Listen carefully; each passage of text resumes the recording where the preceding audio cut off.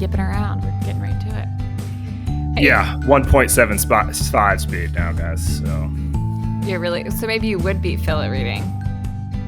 No, please. No one does. I have another question for you guys. Who would win in a fight, Phil or Isaac?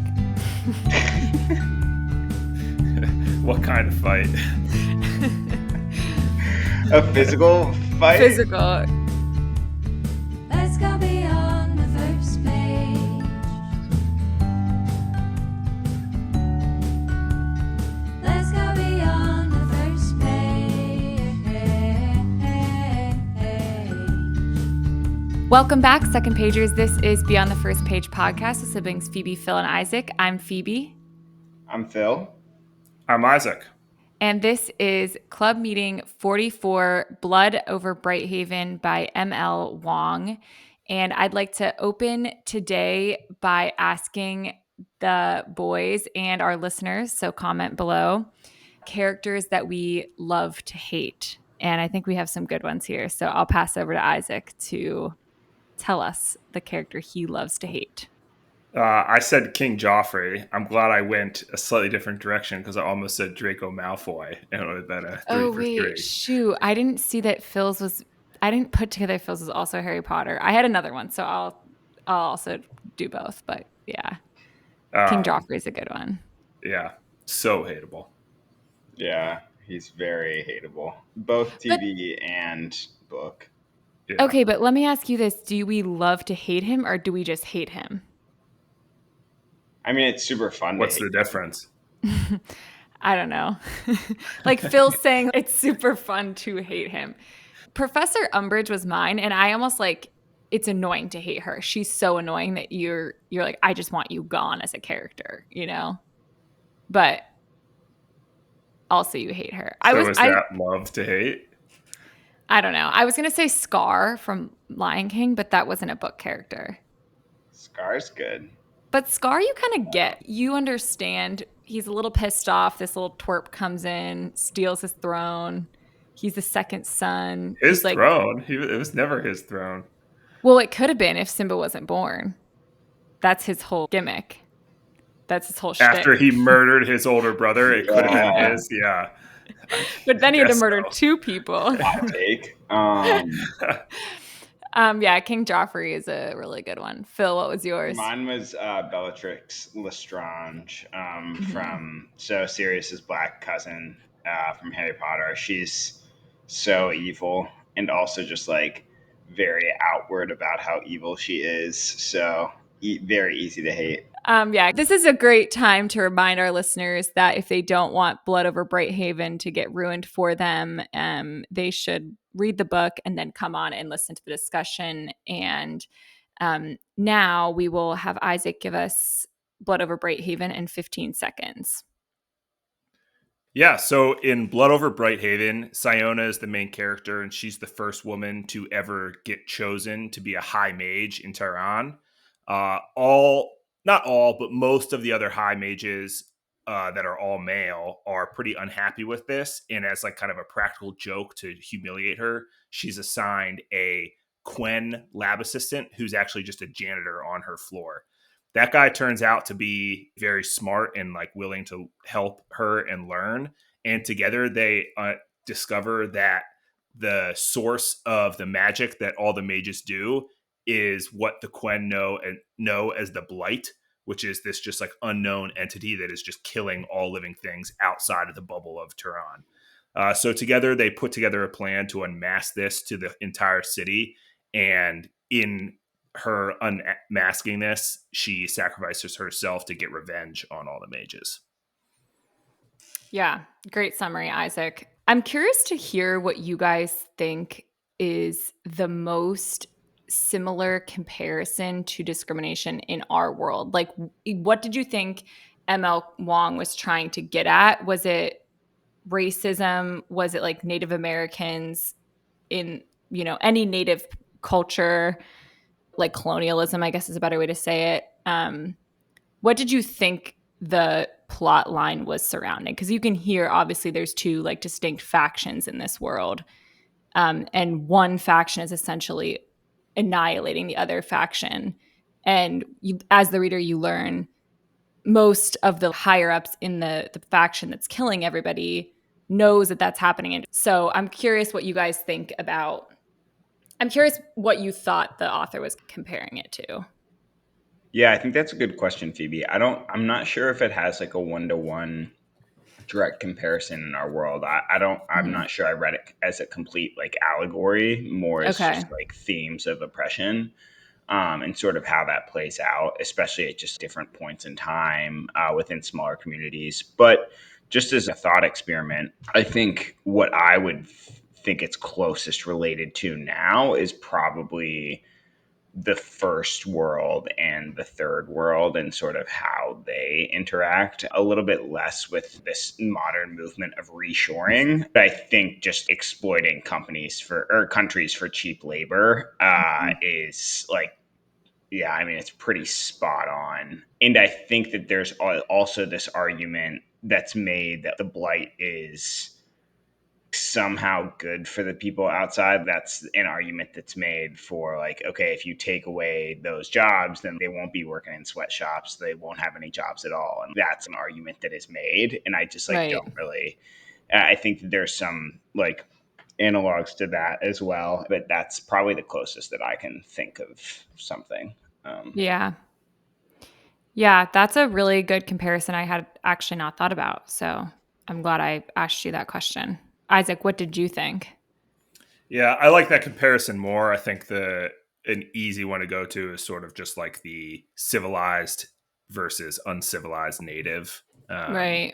Is like an easy comparison to jump to, but not a whole lot of direct correlation. I don't think, like not a one for one, like Phil said, but there was obviously like her assuming that she just was correct because he was a Quen, so he was from the Outlands and came to this city where they are like so sophisticated, supposedly.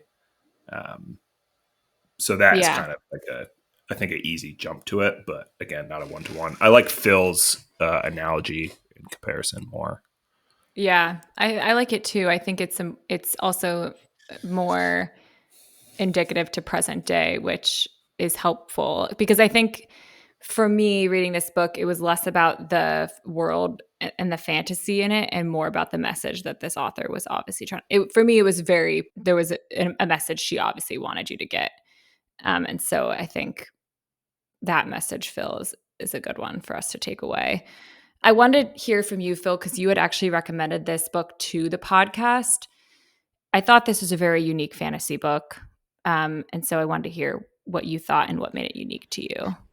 Yeah, full disclosure here. This is actually the only video that I've ever redacted on TikTok because I got absolutely roasted by the liberal, the liberal people on TikTok because I compared this book to R.F. Kuang, and I like stand hard by this comparison, like not hard enough to get roasted on TikTok, but I do think it was very similar to the R.F. Kuang Babel or Poppy War. She writes extremely political fantasy, and I do think it's like a unique enough genre that I haven't read too much of that. And but R.F. Kuang has also written Yellowface, which is about how Asian American writers are all grouped in the same bucket together. And so when I compared M.L. Wong to R.F. Kuang, that comparison was It did not land. not taken well.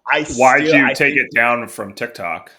because I was just like I had no sort of like I just need to read the genre more, and I haven't read too much R.F. Kuang, and I was just getting like absolutely roasted in Like you couldn't back it up the. as Just much as you would because have you wanted. were comparing two authors of similar styles that both happen to be Asian? Yeah, but people were making like the point that they weren't similar enough styles, and I'm like not too read in the fantasy. I think if I would have like known more about the genre, I would have kept it up because I do think that for me it's the closest thing that I've read to it. But I also know that I don't really like those books, so I can imagine within that subgenre they might not be that comparable. So anyway, what I was saying is R.F. Kuang is extremely popular, so I thought that this book might have some appeal. but I thought this was better than anything she has done that I've read, because Mm-hmm. the plot just falls apart in her books, where the end just like becomes so political that she's not even following through with the characters or the plot at all. I don't think this book did that. And I also don't think that her books ever have a moment that I was just like, oh crap. And I think when this entire magic system was unveiled, Mm-hmm. maybe everyone saw it coming. I did not see it I did coming, not that the see that blight coming. was that was their source of magic, and I thought that that was just well done enough that it was worth a read for sure. Yeah, and I don't think it was, I mean, I know we are saying it is political, but I think reading this book, anyone would agree that it's not okay that these magicians were killing people and living things just to keep their magic going.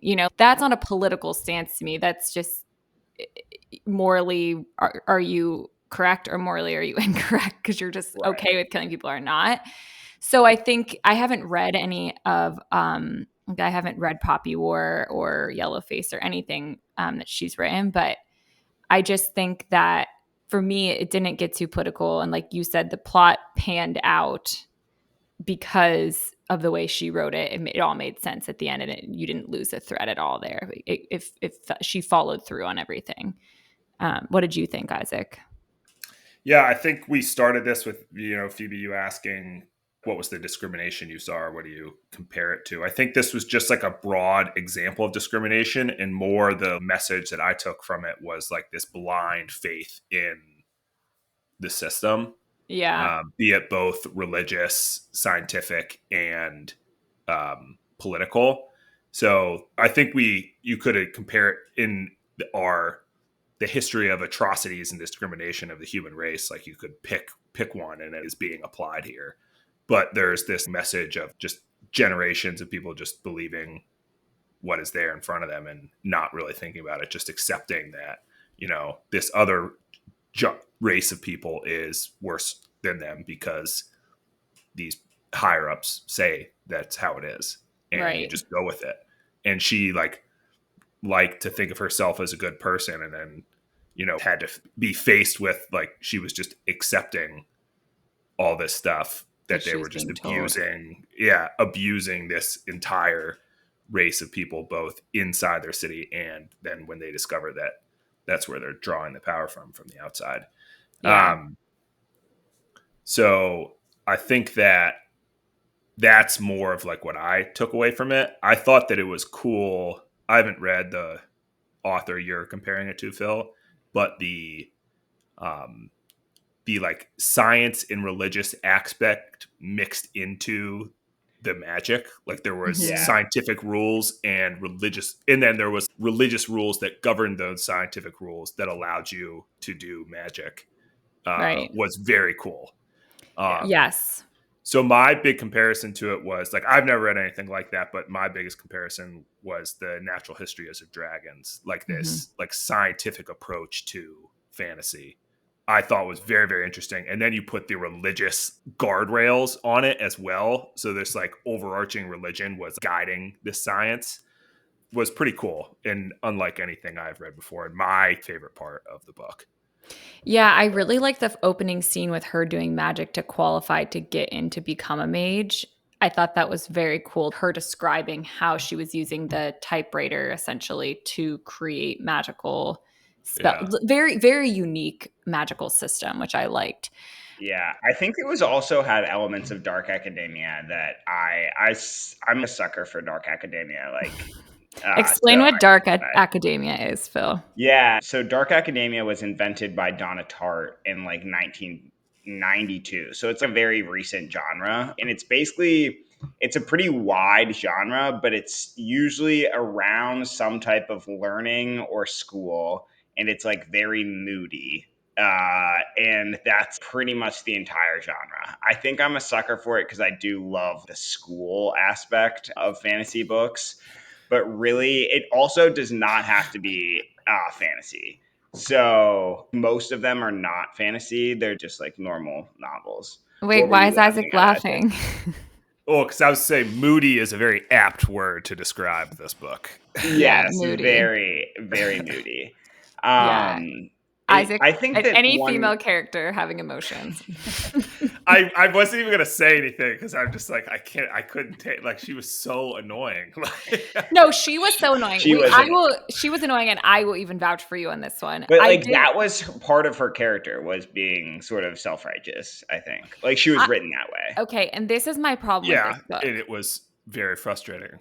Well, my Yeah. problem was I don't believe that someone like her would flip a switch so hard to where she becomes a martyr for the cause. I think this is my biggest drawback with the book, and I Yeah. don't want to have a drawback, and I'm trying to not look deeper. I love this one girl who makes Instagram reels or TikToks. I don't know what she does, but she has like a blackboard, and she's like, people I don't want to talk to if they have this opinion about books, and one of them is like, the character is not believable. Like, let's stop with the character not being believable. It's a freaking fantasy book. Of No, course, I it's not agree with believable. that. I agree with all of that. But a character can be an annoying still. Yeah. Like, she can just be like, right. you Separate want to thought. throttle her. Separate thought is, I agree. Separate thought is that I didn't find her to be necessarily believable. Like, I wasn't believing that she completely changed from thinking that like Quen were literally below her, not as smart as her, not able to do as much as her, to then dying for this guy that It she Okay, was fell in even love so with. more than here's that, Phoebe, though. It was, she didn't even have the time of day for her neighbors. Like, she was the uppity, like, absent-minded, Yeah. egotistical academic. Right. And she was written very well, but that, like, person in our world, in a fantasy world, is so frustrating and annoying. Yeah. So But to do you? read like this entire book and then have her whining about her Mhm. realizing that she's this horrible person, and Yeah, not it was horrible, annoying. that seems worse because obviously the other people were way worse than her because she actually ended up doing something about it. She still sucked though, for sure. But she was, and this is where the Natural History of Dragon comes from. She was very much the same character as the Lady Trent, like just so obsessed with the things she loved that everyone else around Everyone her around like her was. suffered because of it. So then, don't And you that's agree just with me? that's a hard main character to root for, which I think No, we've for had this sure. conversation already. So For sure. um, But what I'm saying is, like, don't you agree that then it's unbelievable that she made this switch and fell in love with this guy like so quickly if she was so in love with basically herself and her work? unbelievable. But again, I agree with your TikTok person. Like, it's a Let's not book. look into this We're not. deeper. Yeah, it doesn't need to be believable. But And I it's a standalone, so they had to wrap it up, which I They think, did have to Isaac, wrap it up. you kind of had a point about that too. But Phil, it sounds like you have something you want to say to this Yeah, point. I mean, I guess my question for you guys, I just thought of this like beforehand, like why was she the one that stopped it, that stopped all this? Because she In was a my woman. I All don't right. think so. I think that that's maybe the author was saying that. I like let's make it a frame in real life. I think Mhm. maybe woman, but I do think that was the point the author was trying to make for sure, Phoebe. But I think realistically, the only reason she stopped it was because she was a genius and realized it immediately. Versus Mhm. the other people yeah, were already like 3 years, 5 years Ingrained. into it. And I think her like right away realized it. And I think that more maybe, I mean, she was like by nature of being a woman, she had to be a genius to make it. So, like, indirectly. But I don't think it was like a woman versus man thing. I mean, I do think, obviously, in the real world, there is a patriarchy. I don't think, though, that in this fantasy world, there was a patriarchy, but I don't think Right. her woman status, she was still, as Isaac said, like, oppressing the people around her. Just because she was Mhm. a woman doesn't mean she didn't fall into that second identity. And that's like, I mean, every person is a intersection of identities. They're not just female, they're not just Right. like Quen. Yeah, so I think that she stopped it because she realized it early, not because she was a woman, in my I opinion. I like that theory. I still think it was because she was a woman or because of her ego that she was the one that could go down in history to stop it. she was going to live on forever, knowing that she stopped it because she had a huge ego.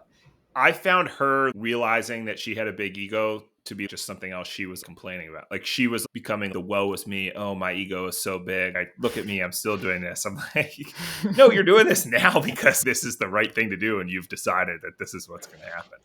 So the ego thing, like, yes, she had a big ego the whole time, but I don't think that's why she was like, all right, I'm going to die for this now. Yeah. I love Phil's take because I think that is, talk about realistic. That is so realistic. Mm-hmm. Like, I think her being a woman was her way of being on the outside. She was on the outside of it. So that where you're saying, Phoebe, that's her kind of part. Because this is more of the rebel stance. Right. Her taking this She down. was not in the her she being was not in the a group woman already. was her attribute to being a rebel. Yeah. And then she also discovered this with a person who was Quen. Right. So Thaumal showed her that, like, hey, we're like real people too. She had never probably interacted with it. So with him. Like, it was someone who was Quen. I wanted to hear, Isaac, I think you had maybe felt some type of way about how quickly the book was paced, or maybe the fact that it was a standalone book and you were surprised by that, learning about that. Yeah. So, with 90% of the book left, I didn't really see an end in sight. Like, pre her, she had just been arrested, but she hadn't been put on trial yet. So the reveal of them sacrificing herself to blight the entire magistrate, to extend the barrier of Tehran out more and just wipe out the system in general was not revealed yet. And if I hadn't known it was a standalone, I would have definitely guessed this is going to continue. A sequel. With the sequel, like maybe her trial will begin the second book or whatever. Yeah. I actually didn't mind how it ended, though. I agree. I don't think this book necessarily needed a sequel the way it ended. I think she probably could have drug it out. For sure. But, respect for not doing that. Yeah, I think she made the correct move. Yeah, I don't know if I would have read the second one. Unless she really left a cliffhanger to make you just be like, oh, God, like, you got to be kidding me. I think the second one only would have been a good novel if it was about them rebuilding and sort of had a different, like, arc, I guess. It would have to be a whole separate thing. Yeah. No, I think you're right with the pacing, Isaac. It's definitely quick. And I mean, we all usually read series, especially Isaac. I know you just finished The Live Ship Traders, and that is, I think, 100 hours of book. So it's like hard to imagine writing a complete fantasy world in 10 hours or however long it was. It's kind of crazy. Even like a duology to me is a little short. I mean, my whole point of asking you, Isaac, was because I love a series, and I liked that this was standalone. I think I agree with all of your points about how it ended, but I just like a fantasy series. That's me. Yeah. I think people who don't like fantasy, though, that's one of the reasons they don't like it. Yes. So that's I have to read 5 books. Yeah.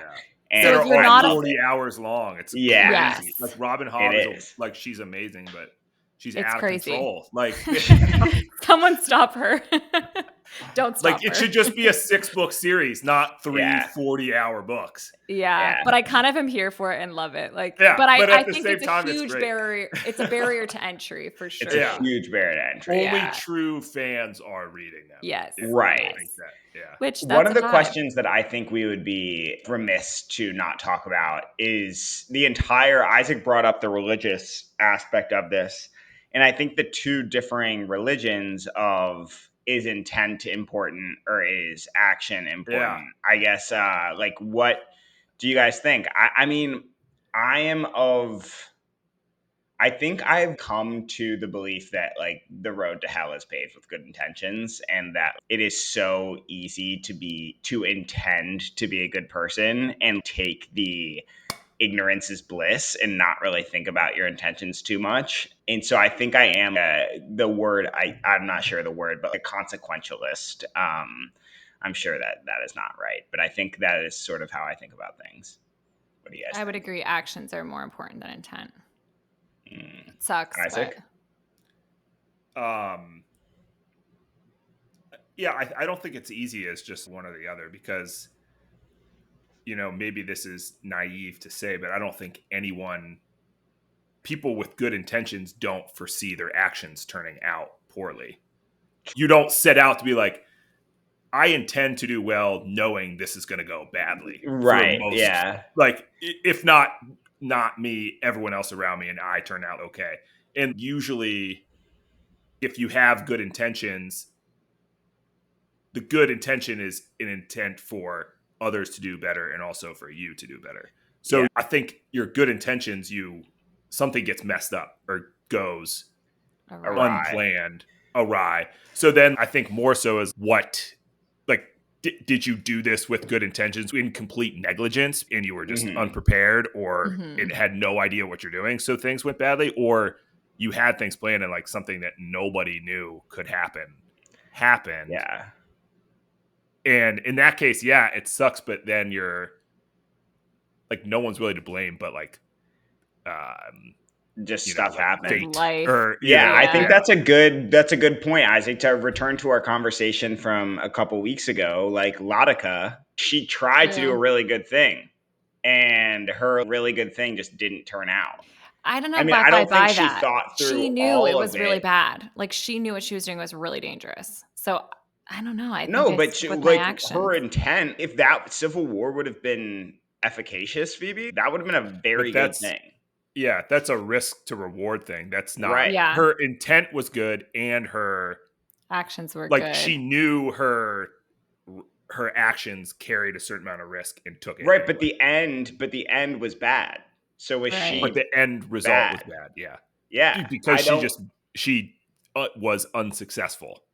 Right. Not because she didn't think through the risk rewards. So Yeah. Isaac, I think you're right. If somebody is doing a calculated decision and it turns out that they just the die fall unfavorably, then I do think maybe intent matters more than action. You have swung me. I do think Emma Wong, and I think that's a knock in the book. I think by the end of the book, you're like, okay, Tommel is obviously right here. I don't think the question is that simple. I didn't finish the book and be like, oh yeah, he's definitely right, though. But I thought it was a great, question and thought experiment. Well, that's an interesting. I don't know. The intent versus the outcome is it's very interesting. I'd have to give it more thought. I haven't really thought about it. I think something else that, and this is getting like kind of deep now, it's like their kind of thing was you, even if your intent is good and the action like ends up being bad, or the outcome ends up being bad, you end up in hell. And this is like just more of like we don't have to talk about it, but like in that example, you then have to believe there is a heaven and hell. It delves into a lot deeper stuff right there, versus if you don't believe that and your intention is good, but the outcome is bad, and you don't believe there is like any, repercussions for those actions in an afterlife. Now you're just thinking about like how people view you, and do people view you with your intention? Oh, it didn't work out, but like he intended well. I think most people are still going to view you as a good person, especially if you take responsibility for that, even if it didn't turn out well, versus doing nothing at all. Yeah. I mean, I think some things like you're saying, the action versus intent question is pretty black and white, and then you get into a lot of gray areas very quickly. And there's, like Isaac mentioned, there's a lot of layers to it. You have to believe certain things to even, have the conversation. If you go into that, but it just depends. But I think that's what's your end goal? Is your end goal to go to heaven, or is your end be a goal good person? to look like a good person to other people, or to feel like a good person to yourself? Yeah. So many burning questions. But it's a good thing to like think about and reflect on. I haven't thought about it. Yeah. So hopefully it made our listeners think a bit. Let us know in the comments if you did at all and what you think. Let us know your best example of the trolley problem, like your best philosophical dilemma. Yes, please. I think let's do ratings and the book you think it's like together. Okay. Are you guys good with that? Good. Yeah. So I thought it was a 3, I think, for all the reasons I talked about. And I thought if you liked Lessons in Chemistry by Bonnie Garmis, you should read this book. Because I think Lessons in Chemistry is much more popular than this book. Everyone has read it that I know. It is not fantasy, lessons in chemistry, but very similar lead characters. And I think people who enjoyed that book would enjoy this book. Phil, what about you? Yeah, I gave this book a 4. I do think that revelation in the middle of the book was eye-opening enough for me to be really like, wow, okay. Mm-hmm. Very rarely does like a magic system itself surprise me that much. Like character and plots do, but the entire system. So I thought that was very cool. Yeah, for sure. I would compare it to Darker Shade of Magic by V.E. Schwab. It's a 3-book series. This series is also extremely popular. But within the fantasy world, it's good, very similar. So I would be pretty confident you would like the V. Schwab series if you tried this one. Yeah, I really liked that series. Isaac, what about you? I gave it a 3 as well. And like I already said, the Natural Histories of Dragons, comparing it to, which we did in season 1 of this podcast. So go check out that episode and book. Yeah, a unique book for sure. And a quick read. Cool. All right. Thanks, guys. This is a good discussion. Very philosophical, which I think we could have anticipated coming out of finishing the book, but unique for a fantasy. So really enjoyed the discussion. Phil, thanks for recommending the book. And Isaac, before we go, could you just tell us about what we are reading next time? And also, I will mention, or maybe I'll have Phil mention the guests that we are having on as well. So go ahead, Phil, if you want to open with the guest. Yeah, so the guest is going to be my friend Greg Wall, who has lived in Russia on 2 separate stints, currently works in Germany at the U.S. Army for doing intelligence, so is pretty close to the Ukraine front there. He studied Russian in college and wrote his thesis on the dictatorship in Belarus, and I think just like has much more knowledge of current Russian politics than anybody else that I know. So I think he should be a very interesting guest. Very excited to have him. Yeah, and it will make sense once you hear the summary of this book as to why we asked him to do it. Yeah. So 2 weeks from now, we're reading Patriot by Navalny. And this is a book written by Alexei Navalny, who is the late Russian opposition leader, detailing his life, career, and experiences as a political prisoner. It includes a narrative of his life and career, a prison memoir reflecting on his suffering and offering advice on maintaining hope, and a manifesto for transforming Russia. The manifesto outlines goals such as free elections, constitutional assembly, decentralization, and a European orientation for Russia. And Navalny's final entry in the book was made on January 17th, 2024, a few weeks before his death. So, little spoiler alert. That he is dead. He is dead, yeah. I guess we'll read the book to find out how. Yeah. I do think the book opens up with his death, so I think that's pretty okay. Okay. Plus, people could just Google it as well. Yeah, if you pay attention to the news and slightly, pretty you probably know. Yeah. I will say I am very glad Greg is coming on because I feel woefully unprepared to discuss all of that you just mentioned, Isaac. Yeah. So Greg will hopefully lend a helping hand to discuss more and shed some meaningful commentary, hopefully, on the situation. So very excited to talk with him next time. And this is a bi-weekly reminder to call someone that you love, tell them that you love them. Tell them about a good book that you've recently read. It should be Blood Over Bright Haven by M.L. Wong. And until we meet again, stay classy, second pagers. We'll see you later. Bye, guys. See you guys. Let's go beyond the first page.